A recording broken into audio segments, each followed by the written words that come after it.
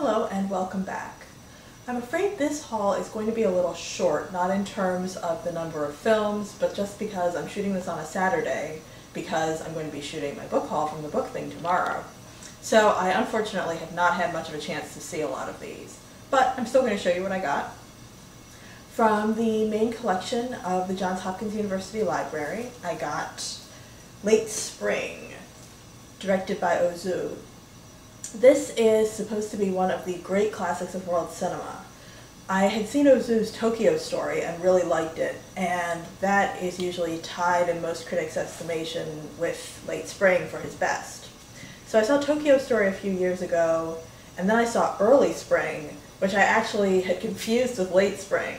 And I wasn't as crazy about Early Spring, and then I just sort of let the whole Ozu thing lie fallow for a while, so this will be only the third one I've seen. But I'm really looking forward to it. And then I got an Italian film called Mafioso.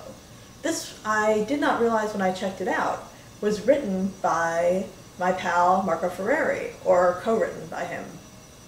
And according to the back of the DVD, it's about a man from Milan who decides to go to Sicily to uncover his family roots and to get more back in touch with his roots. And apparently he meets with some unwelcome surprises about what those roots are, which I think are probably pretty obvious from the title. I don't know, I haven't seen it yet, but once again, looking forward to it. And then, unfortunately, not really much of a cover, sorry, but this is Cairo Station, which is a classic Egyptian film from the late 1950s. I don't really know much about it other than it's supposed to be really good, so we shall see. And then I got Mommy Dearest. This is based on Joan Crawford's daughter Christina's tell-all memoir of the same name, and stars Faye Dunaway as Joan Crawford. I mean, how can you go wrong? This has got to be pretty good for camp value at least.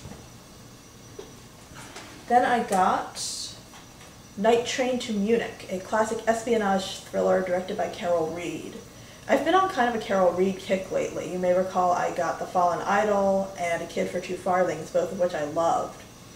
And oddly enough, The Third Man is supposed to be Reed's masterpiece. And I've actually seen it twice. And for the life of me, it just does not stick with me. I don't know what my problem is. So at some point I will probably give that another try because I've enjoyed so much of his other work. But in the meantime, Night Train to Munich. And last from Hopkins, I got this documentary, The Beals of Grey Gardens.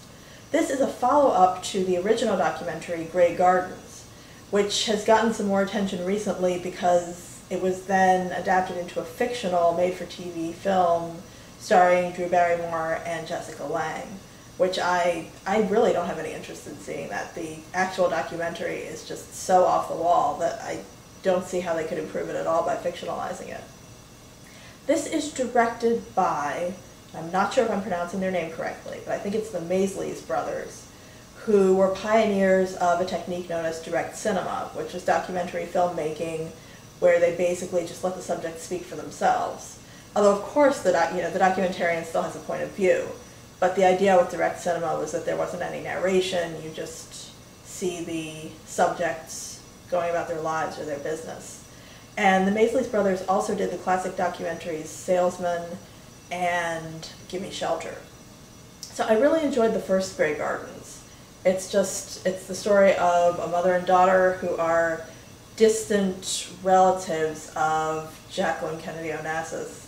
And just they live in this bizarre mansion with a bunch of cats and kind of in squalor, but they're so spirited and have such strong, if kooky, opinions. It was just really interesting to watch.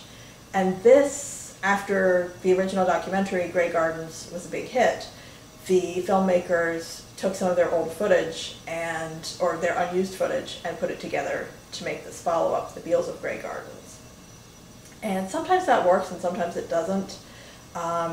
There's the Swedish film I'm Curious Yellow, which was sort of notorious in its day, but I've seen it and really, by today's standards, it's kind of interesting, but there's nothing that horrible in it. I would actually recommend it for fans of Godard's sort of late 60s, early 70s period. But anyway, there was this film, I'm Curious Yellow, which was a fictional film. It was a mock documentary. And then that was a big success. And those filmmakers decided to use their unused footage for I'm Curious Blue, and it sort of wound up being much of the same thing and not as successful. So I hope the Maisleys brothers have not fallen into that trap, and I hope this will be good. Then from University of Baltimore, I got this film Ballast. This was really highly acclaimed, and it's sort of like one of these gritty indie dramas. I watched it, it just really didn't do anything for me. Sorry. And then from Stevenson University, I got Fast, Cheap, and Out of Control. This is yet another Errol Morris film. As you may recall, I've been watching a lot of Errol Morris lately.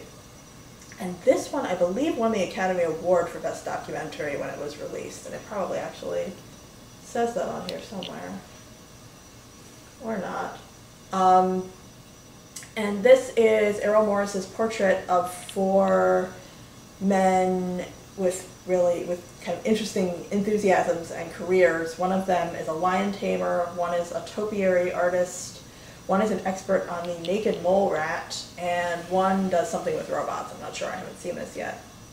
And apparently Morris uses kind of innovative techniques to splice the different stories of the men together, which is kind of interesting because in the other films of his I've seen, it really does just feature people talking to the camera.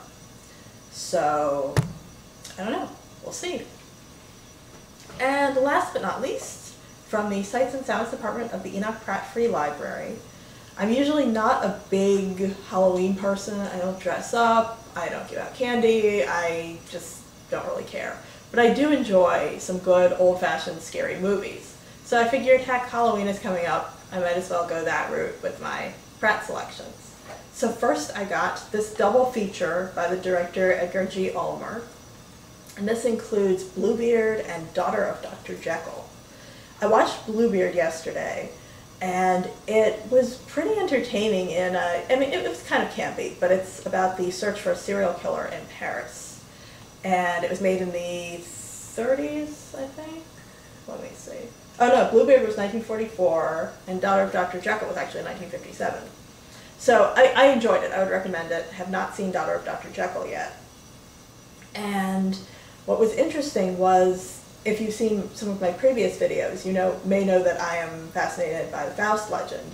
And Bluebeard actually included a puppet show version of Faust, or not the whole thing, but little snippets from it. So that was kind of entertaining. And then I decided to get The Man Who Laughs, classic silent film from 1924. Now this looks kind of horror movie-ish just from the picture, but it's actually based on the novel by Victor Hugo about an aristocrat's son who is kidnapped and given over to this evil roaming band of people who mutilate the faces of children and then sell them to freak shows. And so this poor kid's face is mutilated, so it looks like he's always wearing this horrible grin. And so he's sold to a freak show, and there's a young blind woman who also travels in the show, and she's in love with him, but she can't see his face, and so he's all tormented over that because he thinks, if she could see me, she wouldn't love me, etc., etc. And then there's all this political intrigue going on because he's this lost nobleman's son. I don't want to give too much away, but I would highly recommend it. But just bear in mind that it's more of a horror movie, I guess in the sense that people consider the Lon Chaney Sr. version of Hunchback of Notre Dame to be a horror movie, even though it really isn't. I mean, it's more about just this really unfortunate, deformed man. Although if you think about it, a lot of the classic horror movies, like Frankenstein, Creature from the Black Lagoon, those are also really more about tormented outsiders. But I would highly recommend this, especially if you're interested in the early Lon Chaney Sr. films like Hunchback of Notre Dame, or even his more circus-themed films like Laugh Clown Laugh, or He Who Gets Slapped. And if you've made it this far, thanks for watching, and I hope you'll join me for my next video.